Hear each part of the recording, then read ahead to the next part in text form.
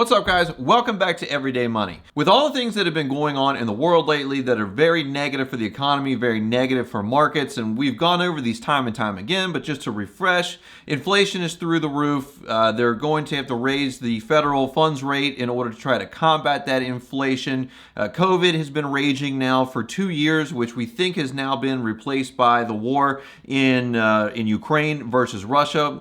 I hope COVID is on the tail end of things because I'm really kind of just tired of dealing with it, but who knows, that may come back. With our supply chain issues that we've had and just all the other negative things in the markets, I think that we are setting ourselves up for probably a down year in the S&P 500, probably in most other markets. And the thing that I want to get across to people is that this is normal, that there are down years in the market, and this is something to be prepared for. But just to take us back to where we have come from since the Great Recession. Remember, that was in the end of 2008 through essentially 2013 or so, before things had basically made their trough come back. That would include housing and the stock market. We have essentially been on a bull run. And when you look at the chart that I'm going to put on the screen here, you can see that pretty much every year since 2009, the markets have either gone up or they've only gone down by a small percentage. So when we're looking at 2022, we are already down 11.45% for the year. We're only about we're almost a quarter of the way into 2022, and we're already down 11.45%. When you look at the rates that we normally get of return in the stock market of approximately 10%, it is going to take a lot of fill dirt in order for us to fill this hole and make this a winning year overall. Now, again, when you look at the chart, you got 15 to 16%. There's a couple of years here that were like 2.1% or 1.4%. And then you can see in 2018 that we had a negative 4.4% in the markets. When you look at this and you look at what 2021 was, because it's not on this chart, but 2021 ended up being 26.9% down, or I'm sorry, up for the year. We have out of those 11 years, only 1 year that was a negative return for the market. When you add 2022 on there, you're going to look at a 12-year time span, and in those 12 years, we should have had at least 3 down markets, because in general, the S&P 500 is up for the year approximately 3 out of 4 years. So that means that every 1 out of 4 years, we should have a down market. So overall, we are very overdue for a down market. And that is why I think, in addition to just how much of a hole we've dug ourselves into this year so far, it's going to be extremely hard for us to end up with a winning market at the end of the year. Also, the long-term outlook for a lot of these negative factors on the stock market, on the economy, on the world economy, they don't look like they're going to go away anytime soon. The war in Ukraine, I think, has lasted already longer than most people thought that it would last. I think that most people thought that Russia would really come in and just wipe out Ukraine. But they have it's been not real great on the Russian side, and the Ukrainian side has been very good in resisting them.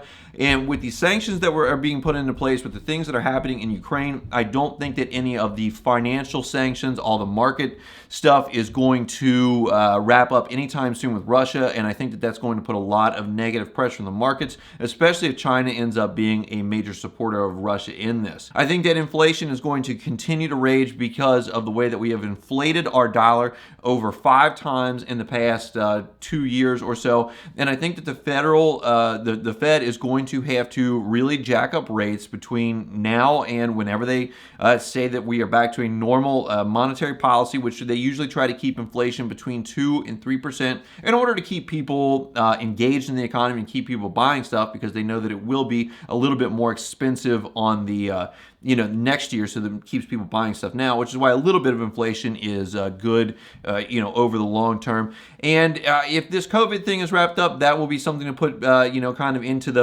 back into the back burner. But the issues of supply chain issues and also housing issues for folks, and in general labor shortages as wages catch up to these new inflationary numbers, I think that's all going to take a long time to work itself out, and will not be easily remedied in 2022 in order to put us on pace for a winning year in the stock markets. But now, what does that mean for you? If you are a long-term investor and you're not trying to trade, or you don't need any of your money, right this second, and it's not a big deal to see an 11% loss right now, it is a pretty much non-issue. Again, 3 out of 4 years, stocks go up. The S&P 500 goes up, Dow goes up, NASDAQ goes up, the world economy goes up. And so if you have a 10, 20, 30, 40 or more year longer outlook on things, you're going to be fine. 75% of the time, you are going to be a winner. And over the long term, that ends up making you a long-term winner. The thing that I like to do is just dollar cost average my money into it, or try to get my money into the markets as soon as possible so it has the longest possible time in order to compound and grow. You see, the thing is, guys, is why everyone is making money when the markets go up. And most people are investing when the markets are going up. You hear the most amount of talk about making money and investing when the markets are going up. The fortunes are made during the downturns. And the video I just put out, and I'll try to link that on the screen up here somewhere, the people make large amounts of money, large returns extremely quickly in these downturns, these corrections, recessions, depressions, etc. The Kennedys made a ton of money in the Great Depression, and they are still generationally wealthy today because of that and because of other ventures that they took on. Me, myself, I ended up investing a lot of money into real estate during the global financial crisis of 2008, and it has allowed me to leverage, me and my business partner leveraged about $46,000 into over $1.3 million of property today, and that is because we were able to put it in while the markets were down, and we were able to ride this massive recovery back up. You guys can do the same thing during this downturn. Depending on how bad it gets, depending on how far down it goes,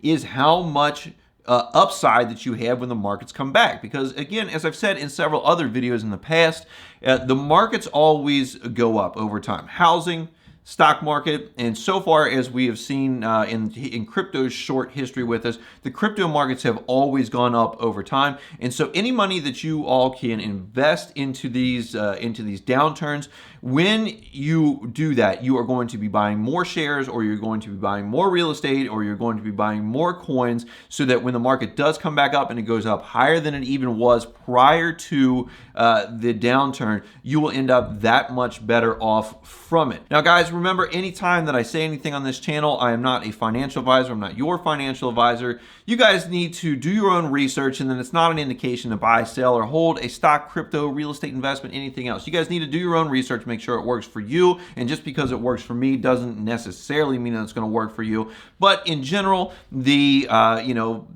thing of buy low, sell high is a pretty tried and true method. And if you guys can take advantage of this downturn to get some double or maybe even triple digit returns on the upswing versus your typical single digit ROIs during your typical 10% return years, you'll probably be better off for it. So guys, if you like this video, be sure to hit that thumbs up button for me. That really helps me out in the YouTube algorithm. If you haven't subscribed yet, subscribe down below, hit the notification bell so that you don't miss anything that I put out on personal finance. I appreciate you guys watching today, and I'll see you in the next one.